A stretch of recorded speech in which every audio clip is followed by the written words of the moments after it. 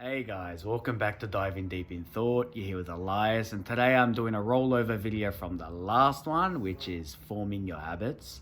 Today I want to ask you guys some questions, to get you into the theme of today's video so that it applies to you. Because at the end of the day, these videos are made so that it can help or spark a catalyst within you to help you improve and be the best version of yourself. And I hope these are doing that. That's the whole intention on my end. And today I want to start by asking you, who do you want to be in 6 months? In the last video, I asked you about, your identity and beliefs and ethics, but who do you want to be in 6 months? And is what you're doing today aligning with that person? Are the little steps you're taking today stepping stones to the destination of who you want to be in 6 months? Because you got to understand it's a step-by-step process. This isn't something you can jump, because you'll be out of energy after a few jumps, and this isn't something you can crawl because your hands and knees will hurt. So it's a step-by-step process, understanding that it's going to take time, that we need to have a solid foundation, so when we do achieve the success, we're ready for it and we embrace it and we accept the journey, which is the most important part. It's the lengthiest part. You got to remember, success is the last 3% of anything you do. It's this one outcome, but it relies so heavily on the behind the scenes. So today, I'm going to talk to you guys about forming these habits. So who do you want to be in 6 months? And then secondly, what type of daily activities, what type of daily duties would you need to do to prepare yourself for that person you want to be in 6 months? So these are things you got to think about before you form your habits. Habits aren't something, you listen to an idea and you take it on board and say, I'm going to adopt this because it worked for this guy. It doesn't work like that. You can't take a small snippet of somebody else's life, adopt it to yours and expect it to work, because that worked in a system of many other processes which may not apply to you, because you don't know what systems that person's put in place, even though they haven't verbally told you or shared with you, by sight or anything. You can't make assumptions. The more assumptions you make, the more you're going to get misled. So don't do that. So forming habits, the first step is to know your identity, know your story, who you are now. And by knowing your story, you can sort of change the self-talk, change the blueprint, change this internal dialogue that you tell yourself to prime yourself for change. So you need to prime yourself. You need to convince yourself, have belief in yourself that you will achieve what's about to come ahead. Otherwise, it's just superficial. It's just hitting you like external stimulus. It's giving you this bit of dopamine, and it ends there. It's simple. There's no discipline. So it's very important to know your story. The second thing is to revise your values, beliefs, ethics, morals. These are very important to revise them. Understand that these are the commandments of your identity. These are the rules you follow to form your identity. And last of all is the habits, which are the subconscious. So these are the little minions, the gears and all, the cogs and gears that are working in your brain, that are making you do things out of efficiency. Remember, the body is working efficient. You can give somebody the hardest task in the world and they will always find the easiest way to do it, because the mind is efficient. It wants to do things with the least energy. So there's going to be resistance at the beginning, but then when you do something hard long enough, you find the easiest way to do it. So understand that it doesn't have to be easy to be easy. It can be hard and you can make it efficient if there's enough reward system in it. So moving on, once we've got our identity, our beliefs, the next thing is everyone falls under 4 different types of characteristic personalities. So first of all, we have the upholders. Now, the upholders are the people who internally and externally create some form of contract with themselves. So these are the people who uphold the highest expectation of themselves. These are the people that say something and do it. These are the people with integrity. These are the people with grit. They'll fight tooth and nail to do what they put their mind to. That is really, really important. The upholders are the people we usually strive for. They're usually go-getters who achieve everything they want. So some people are upholders. We're not all upholders. Some people are. The second one is obligers. So the obligers are people who generally follow what other people tell them. They're the yes men. People call them simps, or I don't know, whatever you want to call them, but they're obliged to everything externally. So these are the only external people. So the upholders are internally, they're satisfied with themselves and externally by meeting requirements. Then the obligers are always externally seeking things. So never really content, but being fueled from the external. Then we've got the questioners. These are very internal people. These are the people who only do something that they trust. They only do something that they prove on the inside. They do something because they've already come across it before, and they generally don't tread off the tracks. So these are the people who question everything, and they only do it when it makes sense. So you're somewhat limited in this sense because you're not trying anything new. The questioners are very curious all the time, and they question many, many, many things. And then the last one, these guys don't care about nothing. They're the rebels. So these guys cause trouble inside and out. They don't follow their internal values, and they don't follow the systems outside of them. They're usually somewhat chaotic, very experimental, always trying new stuff, pushing the envelope, pushing their boundaries, pushing people's buttons. They usually cause a lot of trouble. And these are the 4 different personality types that we have to work with in order to make our habits easier. See, we can't always fit into what habits we want. Sometimes we have to adjust our habits to these personality types. So figuring out who you are is reasonably important to know if these new habits you form are compatible with that. So to form habits, what is the actual process? The first thing is your environment. So if things are easily accessible, the environment's going to exploit you. You're a product of your environment. This is the same case in reality, outside of us, in nature. Charles Darwin spoke about the evolutionary principle that your surroundings and the climate, the color of your environment, all these things influenced our evolutionary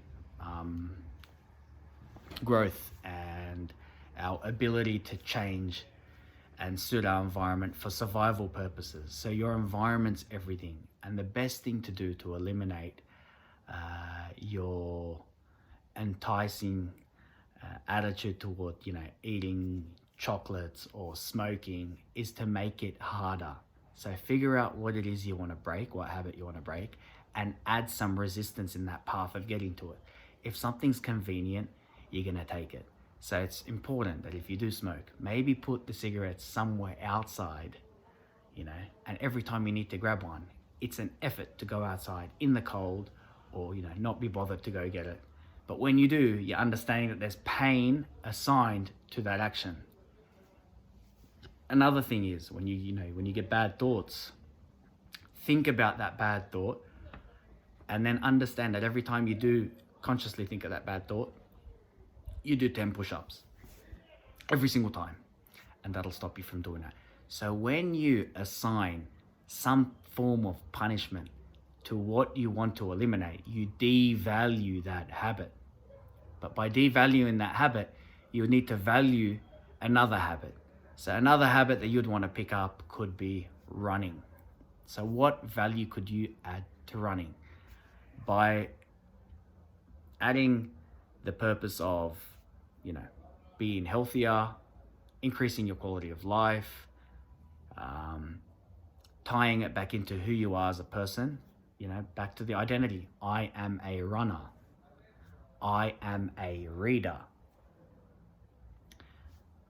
I don't smoke. I'm not a smoker.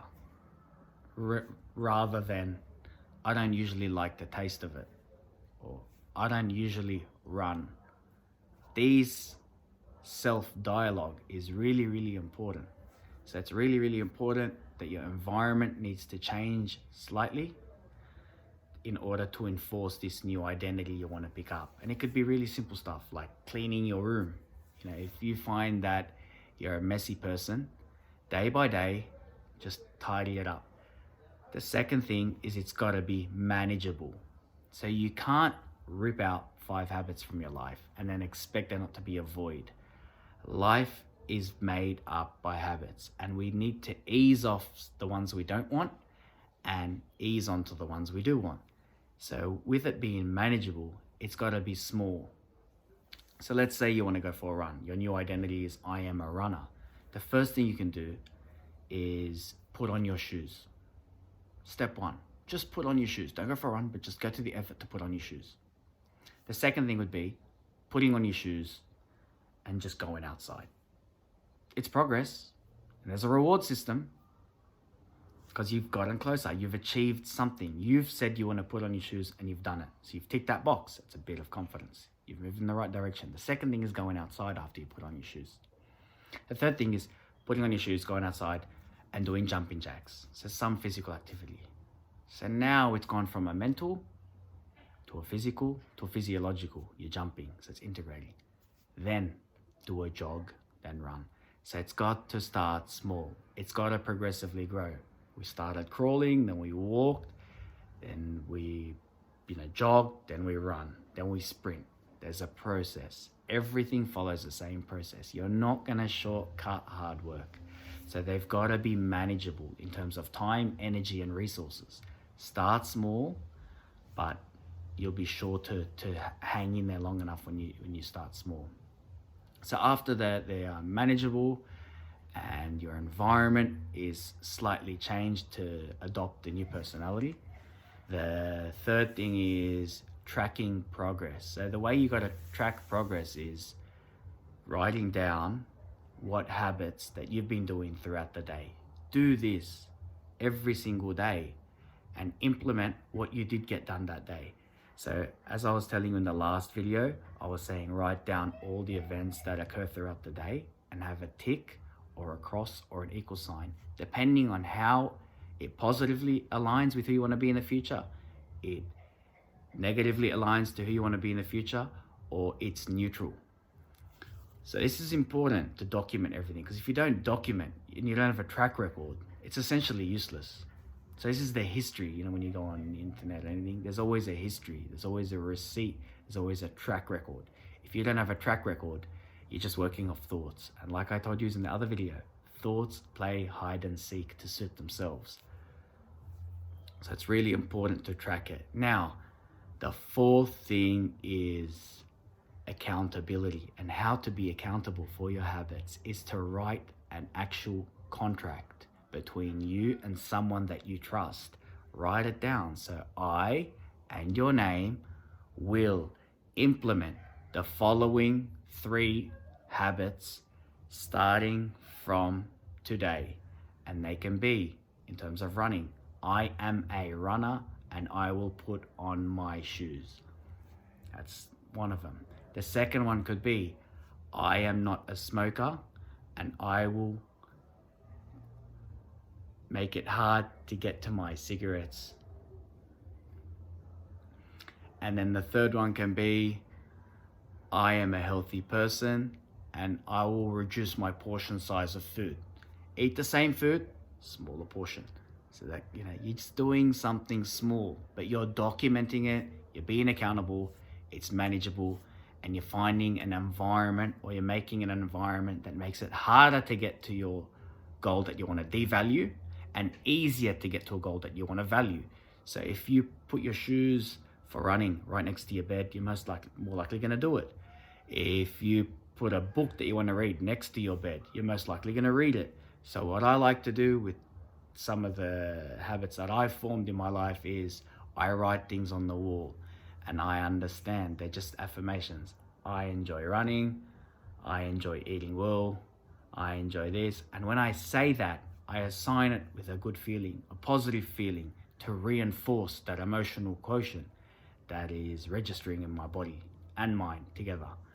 And that really, really helps. So I hope this video has come to you at a good time. I hope you can implement this. It's really, really important we work on this so that we can improve who we are. Even if you're in a good place, level up. Time is the most valuable resource that you can have. And it's really important that even though you may be in a really good place, strive to be in a better place. Because if, and some people may say, you know what, we only live once. I'm only going to be here for so many years. I completely agree with that. You are not immortal. You are limited with your life, but with the limited life you do have, why wouldn't you want to enhance it? By being fitter, your organs, your eyes, your ears, everything is enhancing its receptive capabilities. So by being fitter, by being more intelligent, your perspective is widening by reading a book. You're listening to different perspectives, different people. You're learning new lessons. You're taking on lessons you never knew earlier. By meeting new people, you're socially increasing your social, you're reducing social anxiety. You're increasing your chances of forming new connections and relationships with people. So these are all beneficial things. Life can only get better if you back yourself, if you believe that it can be better. And I hope that it does get better. We're always striving to be the better versions of ourselves, but this striving is not always about job title, money, how people perceive us. It's about the intrinsic value we put in ourselves. And I hope this gets to you guys in a positive manner. And I hope you enjoyed this video. If you liked it, please like, subscribe, and share with any of your friends you believe will also like this. So thank you for listening, and I'll see you in the next one.